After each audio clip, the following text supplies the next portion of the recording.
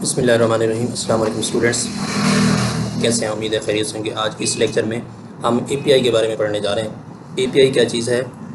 API एक application programming interface इसको बोलते हैं, और इसका वर्क ये होता है कि आप कोई जो थर्ड पार्टी या क्लाइंट साइड पे जो ब्राउजिंग होती है उस डाटा जो है ना हासिल करने के लिए हम एक एपीआई इंटरफेस प्रोग्रामिंग बनाते हैं। अब आज हम उस प्रोग्रामिंग के बारे में पढ़ते हैं। सिंपली हम जैसे हमने एक हमारे पास डेटा था, जैसे प्रोडक्ट नाम जेसन फाइल हमने कॉपी की थी ये फेक स्टोर एपीआई से। ठीक है जी, जो हमारा फेक स्टोर था हम उसको चेक करते हैं। फेक स्टोर ये प्रोडक्ट के नाम से हमारा ये डेटा था। हम ये चाहते हैं कि अब हम अपने इसको हार्ड कोड करने की बजाय, यानी इसको हम हार्ड कोड करने की बजाय हम एपीआई का इस्तेमाल करते हुए डेटा जो है ये फैच करना है ऑनलाइन। ठीक है जी, ऑनलाइन हम कैसे फैच करेंगे? तो ये हम एप्लीकेशन इंटरफेस प्रोग्रामिंग के ज़रिए से करेंगे। अब हम देखते हैं कि इसके लिए हमें क्या काम करना पड़ेगा।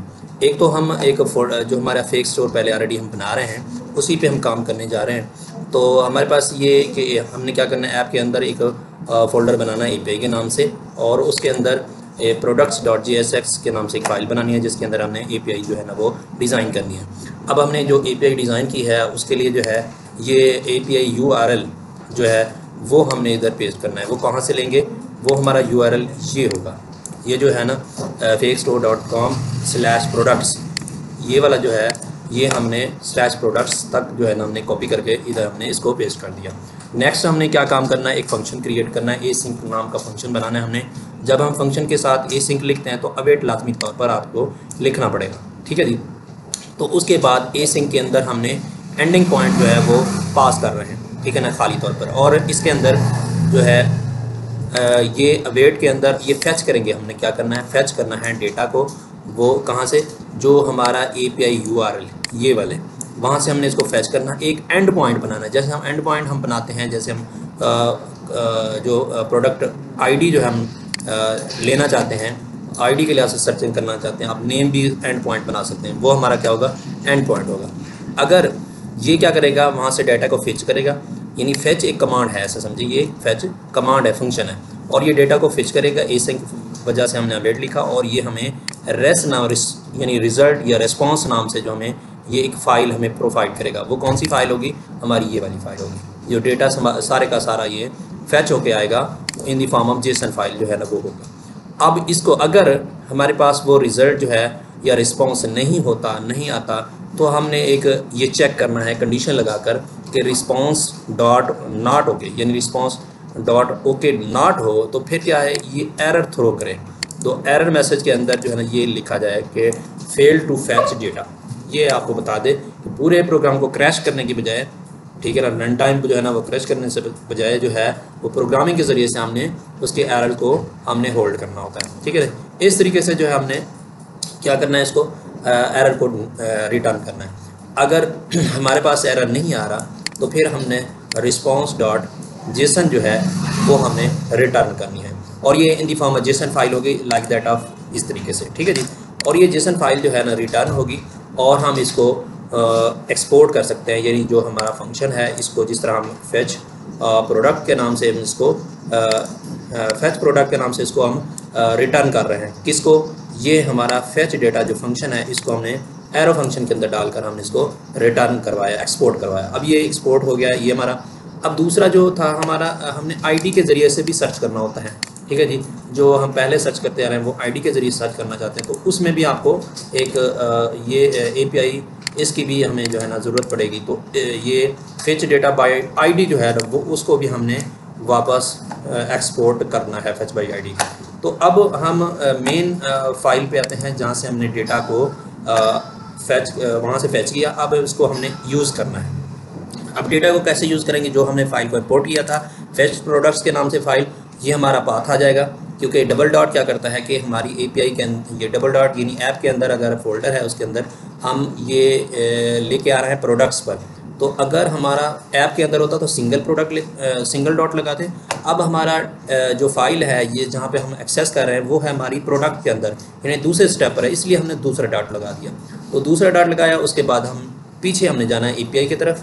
API से फिर हमने प्रोडक्ट्स की फ़ाइल जो है ये वाली फ़ाइल को उठाना है, इस तरीके से हमारी इंपोर्ट हो जाएगी। अब ये इंपोर्ट हमारी फ़ाइल हो चुकी है, पूरे का पूरा ऐसे समझें वो सारा डाटा फैच हो चुका है। अब इसको हमने इसको यूज़ करना है। तो हमारे पास क्योंकि इसमें ना यूज़ स्टेट और यूज़ इफ़ेक्ट का इस्तेमाल करेंगे। यूज़ स्टेट और यूज़ इफ़ेक्ट को कैसे इस्तेमाल करते हैं, जिस तरह हम प्रोडक्ट्स है, एक प्रोडक्ट है या नई प्रोडक्ट्स जो है ना वो फैच करनी है या निकालनी है, तो वो हम प्रोडक्ट सेट प्रोडक्ट का इस्तेमाल करते हैं, ठीक है जी। और एरर्स को जो है, अगर कोई एरर आ गया तो एरर्स को भी सेट एरर्स इस तरीके से अब लोडिंग करनी है, क्योंकि इंटरनेट के ज़रिए से जो है वो लोडिंग का अमल होता है। सर्चिंग को अगर बहुत ज़्यादा डाटा हो, ये तो बस 20-25 आपके पास यानी रिकॉर्ड्स हैं, यानी डेटा है 20-25 प्रोडक्ट्स है, अगर हज़ारों लाखों हो तो फिर लोडिंग जो है ना वो टाइम लेता है। तो लोडिंग का जो है वो कभी कभार आपने देखा होगा, जब आप डेटा को फेच करते हैं तो सर्चिंग यानी वो लोडिंग का जो है वो एक स्क्रोलिंग या इस तरीके से दायरा नंबर या कोई और जो है वो प्रोग्रेस बार या इस तरीके से लोडिंग होती है, वो यही जो है ना इसके बैक एंड पे यानी ये लोडिंग का अमल जारी होता है और यूज़ स्टेट की ये चीज़ इस्तेमाल होती है। अच्छा, यूज़ इफ़ेक्ट जो है ये प्रोडक्ट्स को जो है फैच करने के लिए हम इसको इस्तेमाल करते हैं। तो इसमें हम यूज़ इफ़ेक्ट में दो चीज़ें होती हैं। एक होता है हमारा ट्राई ब्लॉक, जिसके अंदर हमने डेटा को जो फैच करना है उसको हमने, अगर हमारे पास कामयाबी से वो फेच डेटा जो है ना वो दूसरी फाइल से आ चुका है, तो वो प्रोडक्ट यानी हमने उसको प्रोडक्ट डेटा के अंदर जो है वो यानी जो हमने प्रोडक्ट रखी उसके अंदर सेट प्रोडक्ट्स के अंदर ये डेटा जो होगा, यानी हमने क्या किया, फैच प्रोडक्ट्स लिया जो हम एक्सपोर्ट करके आए, उसको हमने वेट के ज़रिए से डेटा को दिया। डेटा जो है ना ये पास हुआ सेट प्रोडक्ट्स के अंदर, ये होता हुआ सेट प्रोडक्ट्स के अंदर जो है अब वो प्रोडक्ट्स के अंदर डेटा चला जाएगा।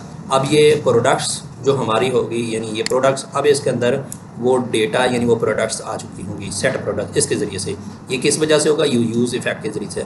अगर कोई एरर आ गया, अगर ये ट्राई ब्लॉक जो है ना वो इसको डाटा ना मिला, इधर से फैच ना हुआ पिछली फाइल से, तो वो जो है ना सीधा सीधा कैश ब्लॉक में चला जाएगा और कैश ब्लॉक में एरर जो है ना वो सेंड करेगा। एरर जो है पहले ऑलरेडी कोई भी एरर होगा उसके अंदर जो है ना मज़ीद हमने सेट एरर्स की ये कमांड लगाते हैं, error.message इसके अंदर लिखते हैं। तो उसके बाद फाइनल में जो है वो हम लोडिंग को जो है ना बाय डिफ़ॉल्ट फॉल्स रखते हैं। अगर ये हमारा एरर में आ गया तो सेट डिफ़ॉल्ट फॉल्स होगा, अगर ट्रू है तो फिर हम लोडिंग प्रोडक्ट्स के अंदर हमने लोडिंग का अमल डालते हैं और उसके बाद ये खाली ब्रैकेट एज इट इज़ लिखते हैं, ठीक है जी।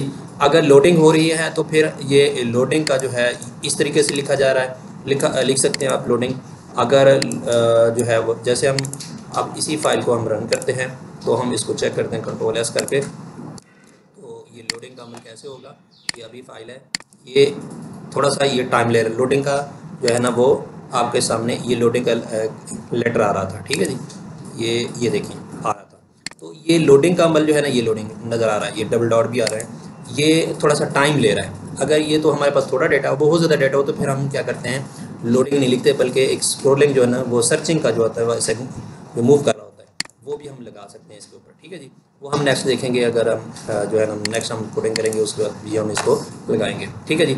ये लोडिंग, अगर एरर है तो फिर एरर मैसेज जो भी रिटर्न करना होता है वो एरर कहाँ से आएगा, ये वाला ERR एरर, ये हमने जो है इफ़ एरर है तो वो एरर मैसेज, ये क्योंकि एरर पहले फॉल्स होगा तो एरर के अंदर ये सेट एरर आ चुका होगा, क्योंकि ये सेट एरर जो है ना वो एरर मैसेज जो भी रिटर्न होगा वो इसके अंदर आ गया सेट एरर के अंदर, यानी ERR के एरर के अंदर, ERR के अंदर जो भी एरर होगा वो इधर जो है ना मैसेज ये इसके अंदर जो है ना एरर ERR जो है ना वो प्रिंट हो जाएगा, जो भी एरर है, ठीक है जी।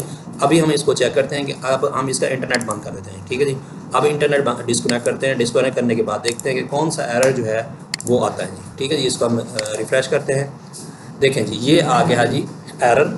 ये कौन सा है एरर, ये वाला एरर जो लफ्ज़ आ रहा है वो कौन सा आ रहा है, वर्ड आ रहा है, वो ये आ रहा है, यानी ये वाला जो है एरर, ये वाला जो है वो एरर ERR आ रहा है।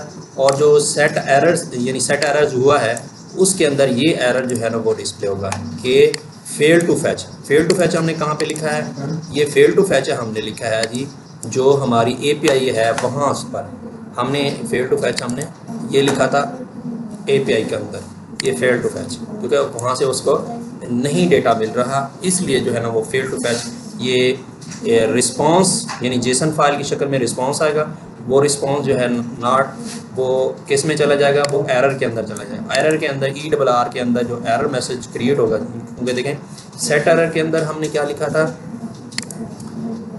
ये सेट एरर के अंदर हमने लिखा है जी, इधर देखें, ठीक है जी, यानी आपने सेट एरर के अंदर लिखा है एरर डॉट मैसेज, वो एरर डॉट एरर वहाँ से कॉल होगा, ये इधर से ये रिस्पांस की शक्ल में आएगा, वहाँ से फिर वो फेल टू फैच ये वाला मैसेज जो है ना एरर के अंदर ये मैसेज लिखा गया है, ये प्रॉम्प्ट लिखा गया, ये वाला जो है वो प्रिंट हो रहा है, ठीक है जी। क्योंकि ये ऑनलाइन है, हमने डिस्कनेक्शन कर दिया, तो वहाँ से वेबसाइट से डायरेक्ट ले रहा है, तो इसलिए जो एरर आ रहा है, ठीक है जी। तो इस तरीके से जो है हमारे पास ये प्रोडक्ट्स जो है ना वो इस तरीके से आ रही। बाकी हमने जो डाटा फेच करना है, बाकी ये हमने तो पहले ऑलरेडी किया हुआ है, किस तरह डेटा जो है ना हमने कार्ड पर जो है ना शो करना है, टाइटल कैसे शो करना है, ये सारा कुछ जो शो हो रहा है वो हम देख चुके हैं ऑलरेडी पहले। हम इसको कनेक्ट करके दोबारा से इसको चेक करते हैं, ठीक है जी। ये सारे चीज़ें जो आ रही हैं ये कार्ड की शक्ल में, ये सारा हमारा इस वजह से आ रहा है, ठीक है जी। और ये लिंक की शक्ल में आ रहे हैं, क्योंकि जब हम इस पर कर्सर मूव कर लेते हैं, ये लिंक का जो है ना हैंड साइन आ जाता है, क्लिक करने से बाकी उसी तरीके से वर्क करता है, ठीक है जी। ये कार्ड भी आ रहा है हमारा, ये ऐड टू कार्ट उसी तरीके से वर्क कर रहा है, ठीक है जी। ये शॉपिंग उसी तरीके से, मज़ीद शॉपिंग करनी है तो वापस उसी तरीके से आ जाते हैं, ठीक है जी, ऐड टू कार्ट। और ये हमारे पास ये टोटल भी आ रहा है, ये सारा कुछ प्रीवियस जो हमारा प्रोजेक्ट था उसी में हम API को क्रिएट किया हमने। तो नेक्स्ट एक और चीज़ समझने वाली है, जिसके अंदर हम, क्योंकि एक एक प्रोडक्ट जो आ रही है जब हम कंटिन्यू शॉपिंग करते हैं, ये सिंगल कार्ड जो आ रहा होता है, ये वाला कार्ड, ये कार्ड हमारा कहाँ पे होता है, ये हमारा कार्ड होता है इस जगह पर, क्योंकि एक एक प्रोडक्ट को ID के ज़रिए से वो हमारी फैच हो रही होती है। वहाँ पर भी हमने प्रोडक्ट को लेना है, वहाँ पर भी हमने उसी तरीके से जिस तरह हमने प्रोडक्ट को लेना है, लेकिन फैच बाई ID लेना है।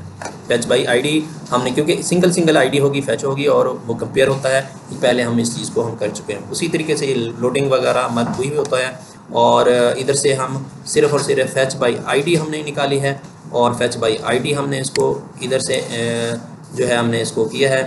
ये हमारा लोड प्रोडक्ट्स को इस्तेमाल किया, एसिंक का इस्तेमाल किया है, सेट लोडिंग ट्रू भी है। अगर ये हमारे ID fetch by ID okay हो गया है तो ID जो है ना इस डेटा को दिया जाएगा, और ये फैच बाई ID ये ID ही होगा, और ID जो है हम नेक्स्ट इसको इस्तेमाल कर रहे हैं इस जगह पर ID को, ठीक है जी।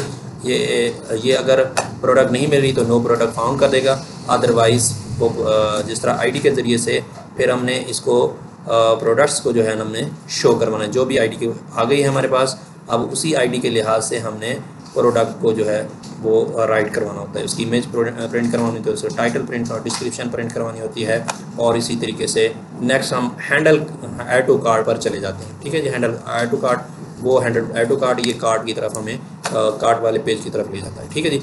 तो ये था आज का हमारा API के लिहाज से लेक्चर्स, कि किस तरीके से हमने ऑनलाइन अपने प्रोडक्ट डेटा को जो है ना वो फैच करना होता है, और इसी तरीके से हमने जो है वो डेटाबेस से API बनाकर हमने डेटा को in the form JSON file जो है ना हमने फैच करना होगा, हमने इसी तरीके से API बनानी है, सारा कुछ हमने काम करना होता है। तो इस तरीके से आज का लेक्चर हमारा ख़त्म हो जाता है। अल्लाह हाफिज़।